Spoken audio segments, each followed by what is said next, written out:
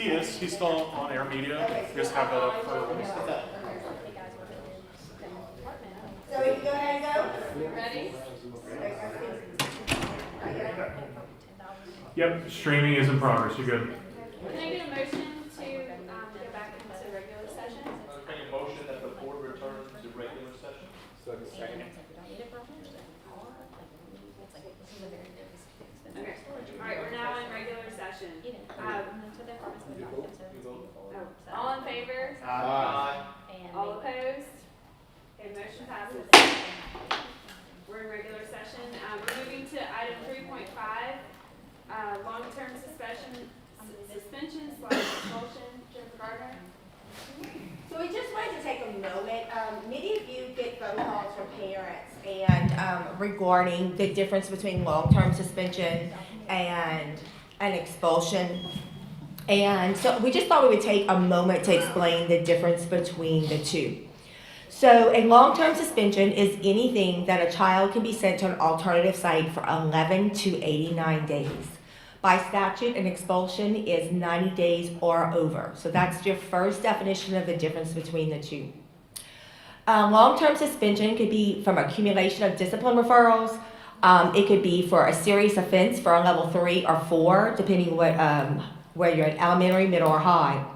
It's important to remember that a violations of infractions. So if you get, you can have a willful disobedience, you could have injurious in habits to others. The accumulation or three willful disobediences could be an out of school suspension. You can get those for 1 to 2 to 3 days.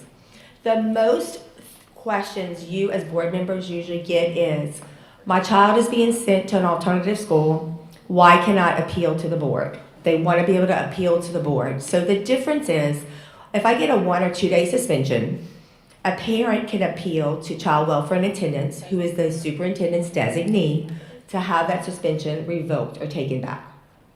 When you are recommended for a long-term suspension, the principal has recommended that long-term suspension goes to a hearing where the hearing officer, who is a superintendent's designee, hears all the evidence and gives an outcome.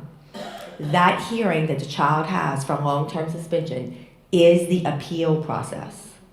So 1 day suspension, 2 day suspension at home, a parent can appeal that. A hearing officer will go out to the school, listen to the evidence, decide whether to revoke it or not. The parent appealed it. A long-term suspension, again, goes to a hearing. We hear all the evidence. The parent can justify why they don't believe, and then they make a decision whether they are going to be readmitted into school or be sent to an alternative site. That's the difference from that's on long-term suspension. A recommended expulsion.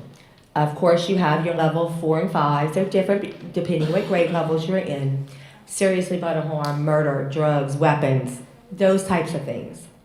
The state statute changed last year that said any student in grades 6 through 12, after they accumulate 3 out-of-school suspensions, other than for tardies and dress code, shall be recommended for expulsion.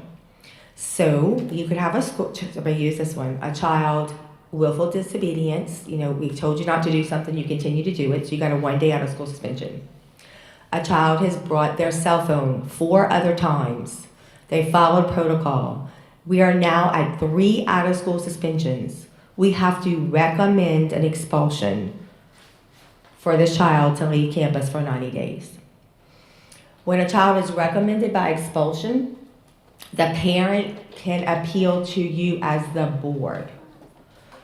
So the difference is long-term suspension, you can appeal to the superintendent, but that hearing was it and it is said and done.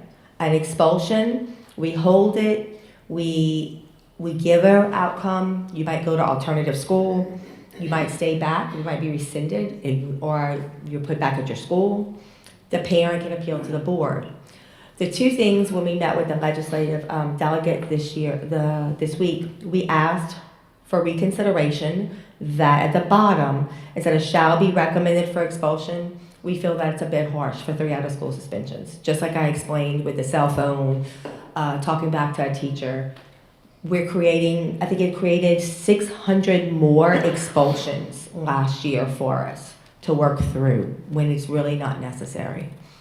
Mr. Hammonds also brought up in that meeting that sometimes we do a recommended expulsion because that's what it tells us to do by law, but we can make a decision with evidence or circumstance that we're going to reduce the punishment to 45 days, or it's not a recommended, it's a long term, yet they still have the right to appeal to the board.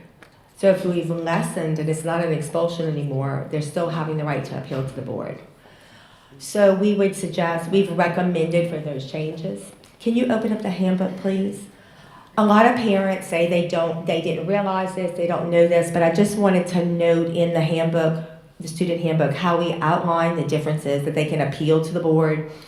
If you look at out of school suspension, scroll to the next page, please, or long term, it will tell you at the very bottom, the decision of the hearing officer, who is the superintendent's official designee, shall be final, and there is no appeal process. So we are very open, and from the beginning, the parents get the handbook, they sign the handbook, but we wanted to explain the difference because the superintendent gets a lot of calls from not only you, but from parents. I don't understand why I can't appeal this, but I can only appeal that. Do you have any questions? I told you it would be short. We just thought we would take the time to explain the difference. Who makes it go down from a recommended to a long-term suspension? Who makes that decision? The hearing officer does, as the superintendent's designee. It doesn't happen very often. So the state statute changed. It used to be 4 semesters. There are certain codes that are now 2 semesters instead of 4. And when did it go from 4 suspensions to 3 suspensions? So a long time ago, it was 4 suspensions no matter what became an expulsion. Then in the early 2000s, late 19s, that went away. So there was no more 4 equaled. It just kind of disappeared. And then it came back where now it's 3. And it used to not be shall, you should. There was a difference there. So we just wanted to explain the difference between the two because we do know a lot of your constituents reach out and parents reach out trying to understand the difference. Why can't they appeal to the board? I'm done. I was going to ask Mr. Hammond if he wanted to add anything, but he disappeared. Any questions for Ms. Gardner in reference to this? Again, we just wanted you guys to have a clear understanding of that. Where is Bob? Well, I think we went over, when we had the breakfast with our legislators,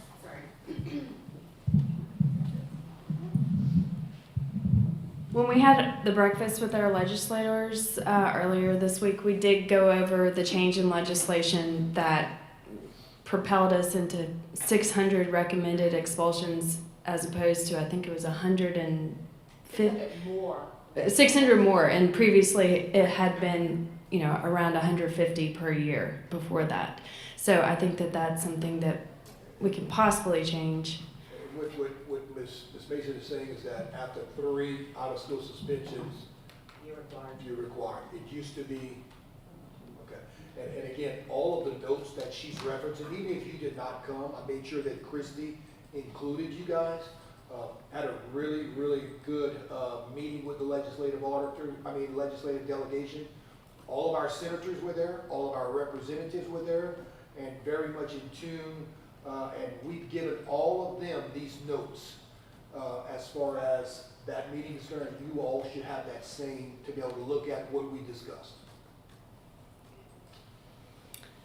All right, if there's, is that I think that what anyone we're else's doing, comments? anything with or Bob as far as parliamentary procedure, y'all want to touch base on anything in particular?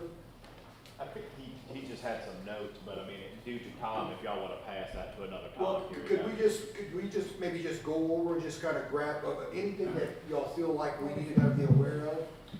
I don't think there was anything specific he intended to make you aware of. I think it was more just a general overview refresher of Robert's rules. I think it was going to review just simplicity of making a substitute motion, things like that. Yeah, just elementary parliamentary procedure. But I mean, it was nothing that specifically has occurred that you need to be made aware of or anything like that. No new developments, essentially. Correct. Can we go back to just electronic voting, or do we have to still shout out our yes votes? According to the statute. Via voce. Well, that's kind of a matter we've been following too there's a lawsuit that's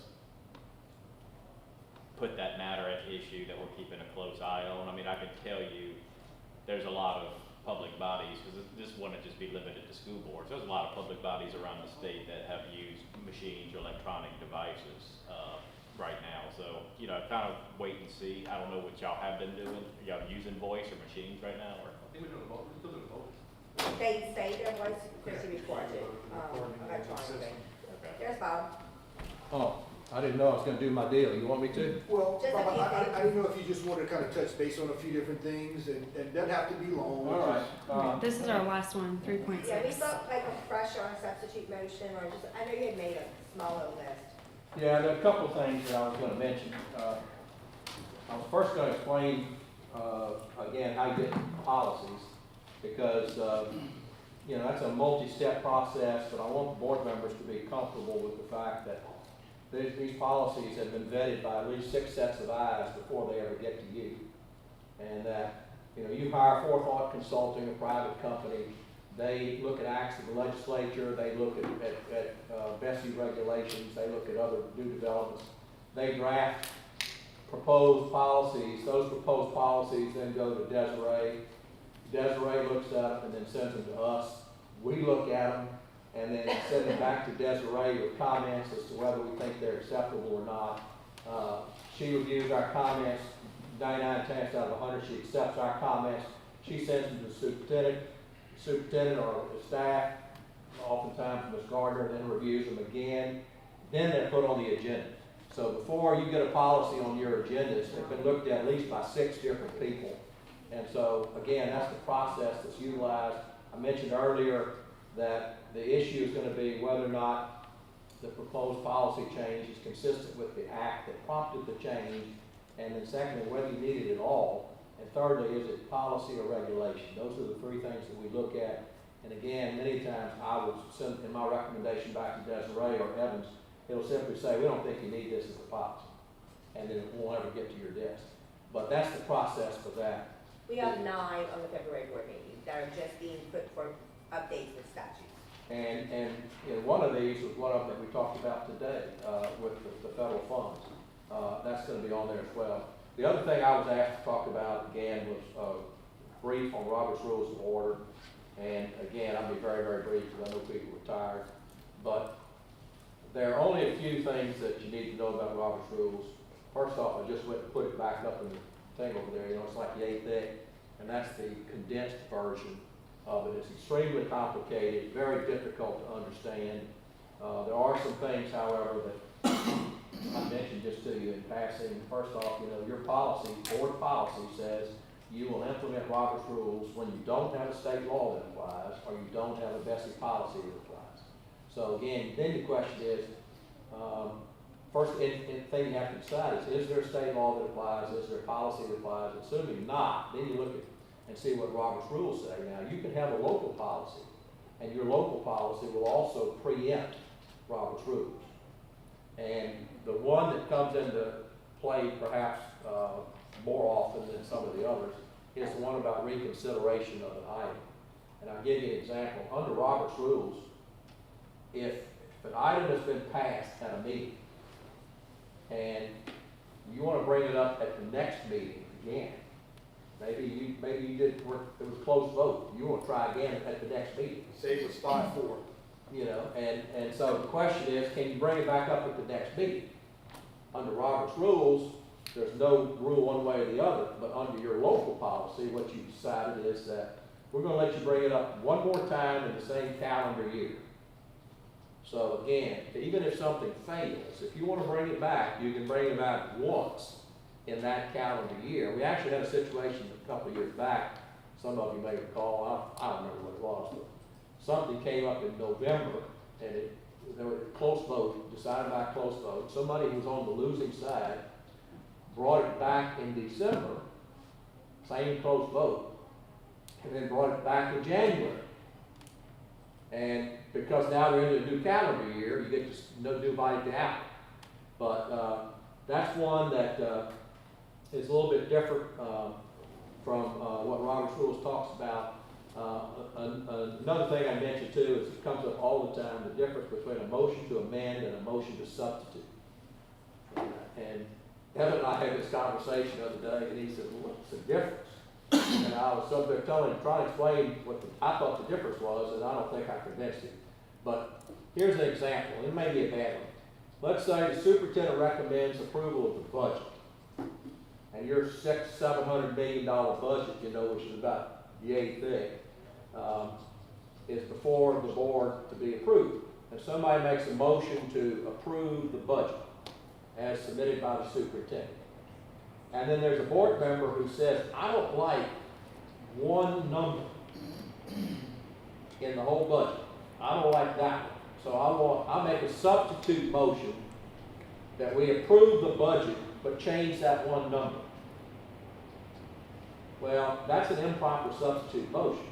And the reason it is because if you support the entire budget, but you don't support that change of that one number, then you have to vote against the whole budget. Because you're voting no to the whole rest of the budget. And so the way that should be done would be to say, I'd like to amend the proposed budget by changing this one number. Then you gotta get a second. But if you get a second, then you have a discussion and a vote on whether you change that one number. And no matter what the decision is on changing the number, then you go back and vote on the budget, either as amended or as not amended. But that's a real big difference, because you don't want to have to force board members to vote against the entire thing just because they don't like one part of it. And so again, that's one that comes up from time to time that I wanted to mention. Another one that I was going to mention very quickly was tabling, laying something on the table. And that comes up from time to time where a board member would say, you know, I think we should just lay this on the table. Well, there's about a dozen different types of laying it on the table that you need to understand. But the general, I want to table it, requires a second. So somebody's going to have to second your motion to lay it on the table. It's not amendable, which means either we're going to lay it on the table or we're not going to lay it on the table. It's not debatable, so you don't have any discussion from the board as to whether it should be or not. Interesting question. Put Evan on the spot. If you have a non-debatable motion, do you still have to go to the public?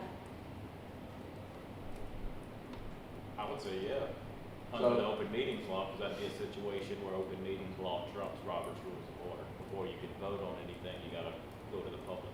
I would probably say to do it. I don't see how you get likely to get much comment, but then you avoid any possible impropriety there.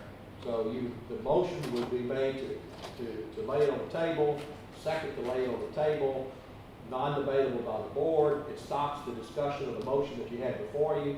You go to the audience, they don't have anything to say. You can't say anything because it's non-debatable, so you vote on the motion. And if the motion passes, then it's laid on the table. Now, that means that after it's laid on the table, it requires the motion to take it off the table. Now, again, one of the types of motions to lay it on the table, you say, I want to lay it on the table till the next meeting.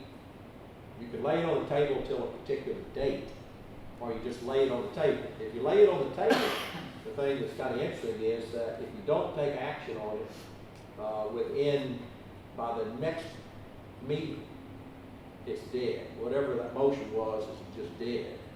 You know, so it's got a limited life expectancy there. And then finally, reconsideration. I talked about bringing it up once a year.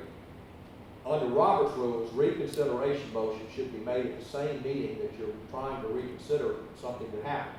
So if early in the meeting you pass something, and then you're on the prevailing side, you voted yes early in the meeting, but then you started having second thoughts, saying, well, maybe not, you know.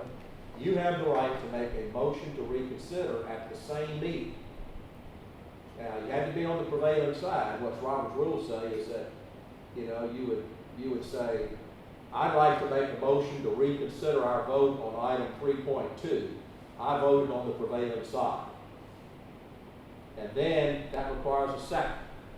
And if you get a second, it's the same thing. You would have discussion, The only difference here is that a motion to reconsider is debatable. You can debate that amongst yourselves if the motion that you were reconsidering was debatable. So if the motion that's being reconsidered, it was debatable, then your motion to reconsider that action would be debatable as well. Debatable as if it was pulled, is that what you mean, or? No, then you vote. Now, the vote is that you have to get a majority of the board members present voting to overrule the chair. If it's reconsidered, the first motion is treated as if it never happened. So you vote on the motion to reconsider. If it passes, then the first action didn't even happen, so then you start over again with the first action. And then that, I lie with you can't reconsider everything either. If there's anything that's taken place between your first time and your second time, then, I mean, if you approve the contract, you can't come back to a subsequent meeting and unapprove a contract that's already been approved. There are certain things that once you've done it, card laid's a card played. That's all that you can do. So again, the only other one that I was going to mention again, I said I only had one, I had two, and that was about cutting off the debate. Call for the question. That's what you usually says. I call for the question, which means that you're saying, I've had enough of this discussion. I don't need to have any more discussion. I want to go ahead and vote. And the president makes the decision on the call for the question. First, the president can say, okay, I think that this discussion's gone on long enough. The discussion has not gone on long enough. How are we going to do it? What you need to understand is any ruling from the president is subject to being appealed by a board member. It requires a second. So a board member would have to say, I appeal the ruling of the president on such and such a ruling. She says we're cutting off debate. I'm appealing that ruling. And then you get a second. So then you would vote on whether to overturn the president. It requires a majority vote. If it's a tie vote, and the president gets to vote, if it's a tie vote, president's ruling sticks. Or if you have 8 members and it's 4-4, the president's ruling sticks. You'd have to have 5 out of 8 in my example to overrule the chair. I can tell you though, from doing, I know it's 3,500 plus school board meetings. If you ask for my opinion on something like this, most of the time I'm going to err in favor of letting the elected officials speak. Y'all have heard me use the gavel to gavel statement before. I say your authority is gavel to gavel. During that period of time, you're the elected representatives of the people in your districts, and you should have the right to say what you need to say. And I don't think that you should be deprived of that opportunity unless it's just really egregious. I mean, if it's something really, really wrong. Ordinarily, my advice is going to be, well, let's go ahead and let everybody say what needs to be said. Never been a problem with this board, to my knowledge. I can't remember any time I've ever been in a meeting where that's even come up as an issue. But I just wanted you to be aware of the fact that that it is a possibility, and also the motion to challenge the chair is debatable. That's the only other thing I was going to add. So if there is a motion and a second to challenge the chair, then you can debate that amongst yourselves before you vote on it. So anytime you got to vote, you got to go to the public. So we'll be there to remind the president to make sure you ask for public input, get the public input, and then go ahead and vote. I mean, I can spend a week on Robert's rules. I'm done on that because I'm tired. And they're so complicated that literally there's a reason that we keep a book in the drawer over there. Because if a question comes up, I'm sitting there thumbing through that book as quickly as I can to try to figure out what the answer is. Which is better than one of the boards I represented, because once they started giving board members laptops, they were Googling all of my legal opinions. Every time I'd give an opinion in a meeting, somebody's Googling, I guess they're calling AI or something, to ask for an opinion as to whether my opinion is correct. So it's hard to do that with Robert's rules, because there's almost any opinion you can give and substantiate it, because it's so confusing. Any questions about Robert's rules? Okay.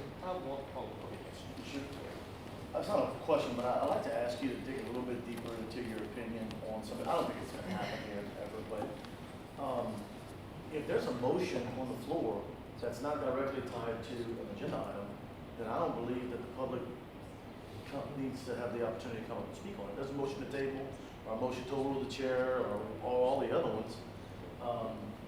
Can you dig a little deeper just to make sure that's Well, accurate? I can, but let me say this right now, Jerry.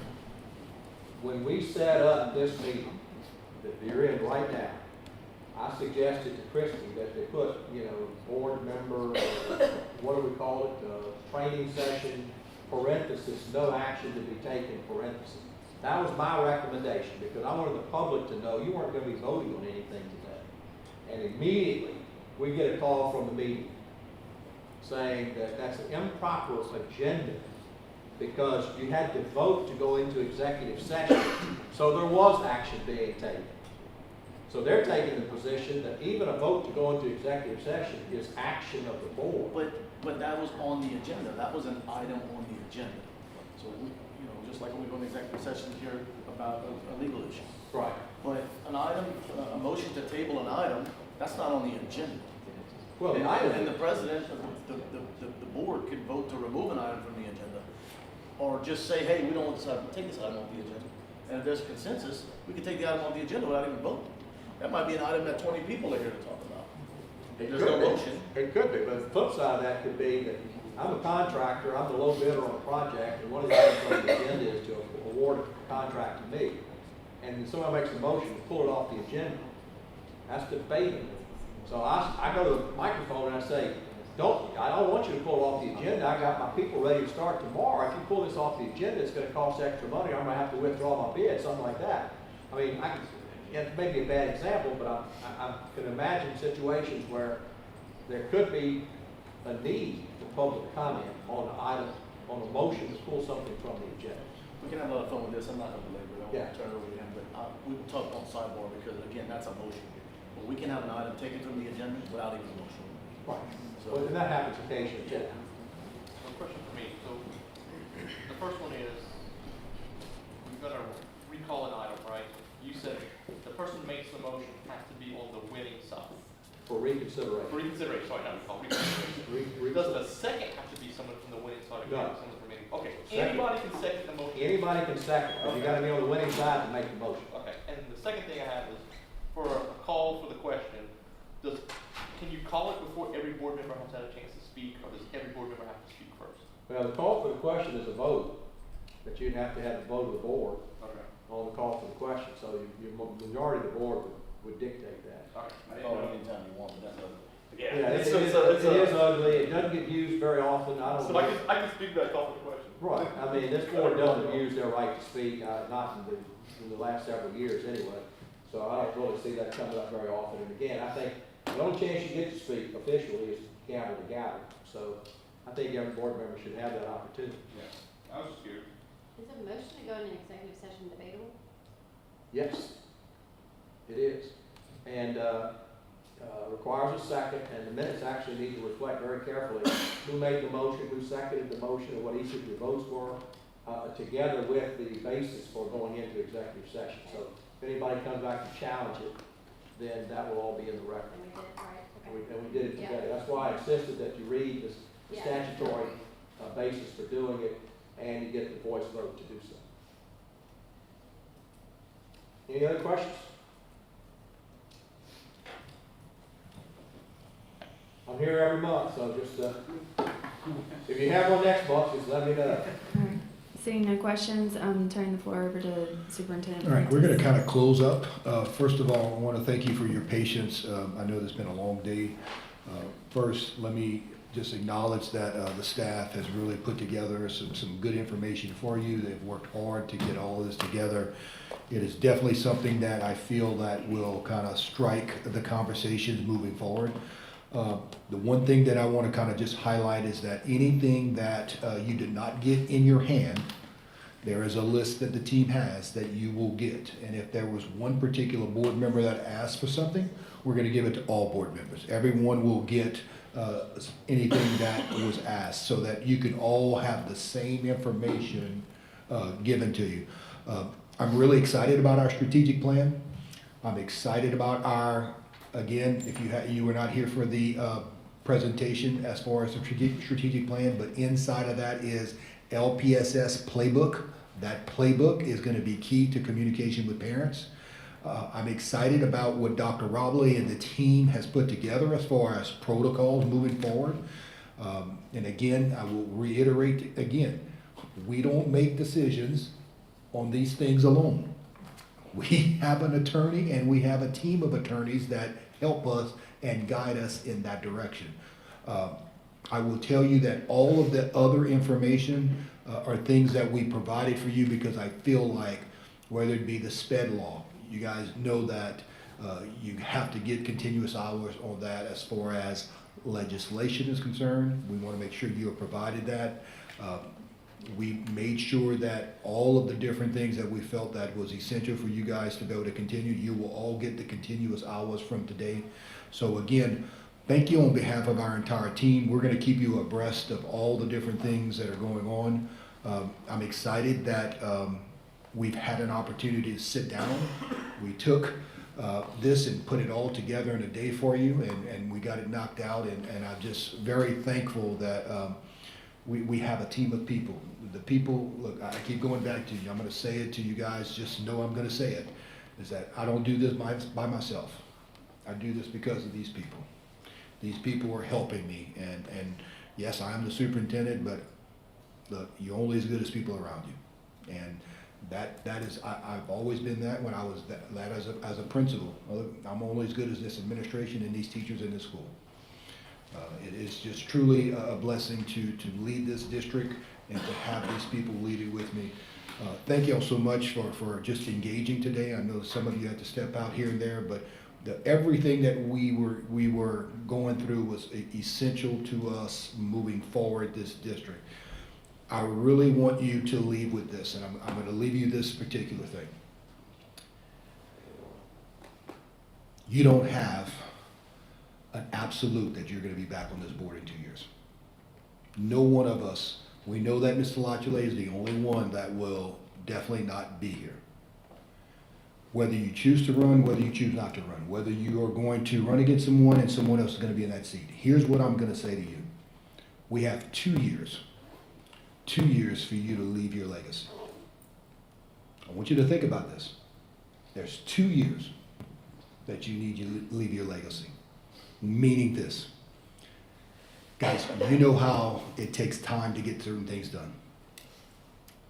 You need some things done. You need us to kind of pursue certain things. We're going to need to know ahead of time. We're going to need to be able to look and see if that's possible. But what I'm saying to you, you got 2 years. There could be a whole different board.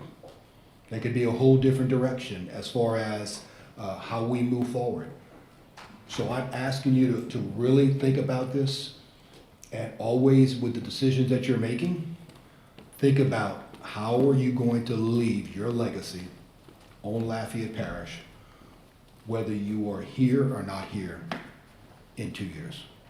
We only have the next time we're going to do this, as far as coming together, as far as together where we can have workshop and do things, you can have one more, and then from there we're going to be in the middle of elections. We're going to be doing a lot of different things with that. Again, it's been a privilege to work with each and every one of you. Again, I will tell you that I will do everything I can to make sure each and every one of you get taken care of as far as your schools. It's not about just one side of town. It's about every single school.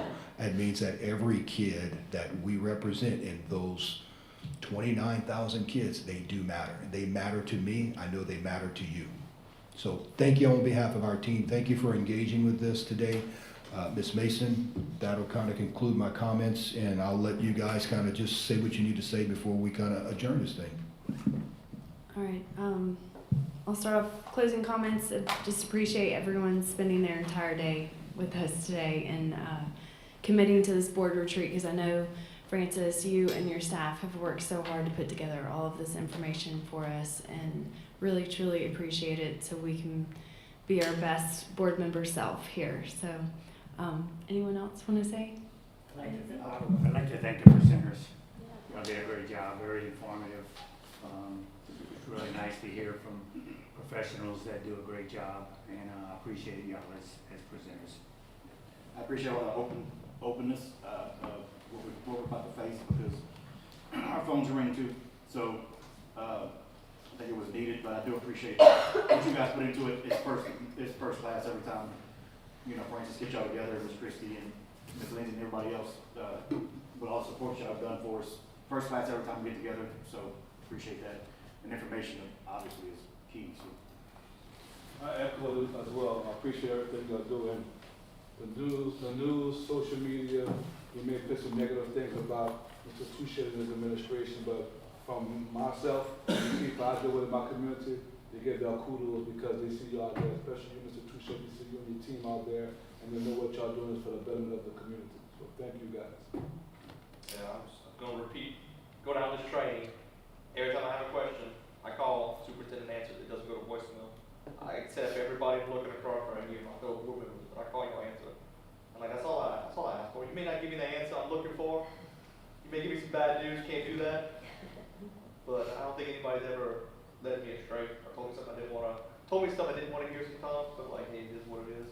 And like, I know we always gonna face issues in the school system. We're a school system, right? The laws change, we get a whole fresh set of kids in every year. There's gonna be challenges. We'll never be perfect. But I think we're doing a good job of making sure that we're trying to improve things around here. That's all I can ask from you guys. Thank you. Thanks for all the information you all provided today.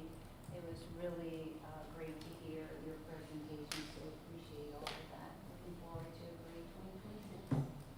Yep. Thank y'all very much. I'm excited for the next 2 years. And I love our strategic vision and plan. I'm glad we have one of those back in place. We'll get all of that information to you guys, and again, go and, when you engage with people throughout, talk about the great things that are happening in Lafayette Parish. The more we talk about it, it spreads. We spread that good stuff out, you know, and, because Lafayette Parish is moving forward, it's doing great things. We got people out there that are working their tail off. Principals, teachers, support personnel, all of these people here at central office. Again, it takes a lot of people to run to help get the system moving, and I truly believe that we have one of the best systems in the state. So again, thank y'all so much. All right. Bob, thank you and your team for coming. Thank you.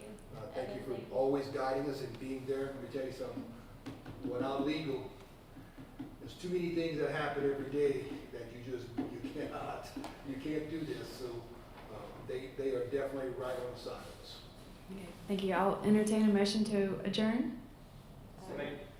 I make a motion that we adjourn this meeting. Thank you. Can I get a second? I second. All in favor? Aye. All opposed? All right, this meeting is adjourned.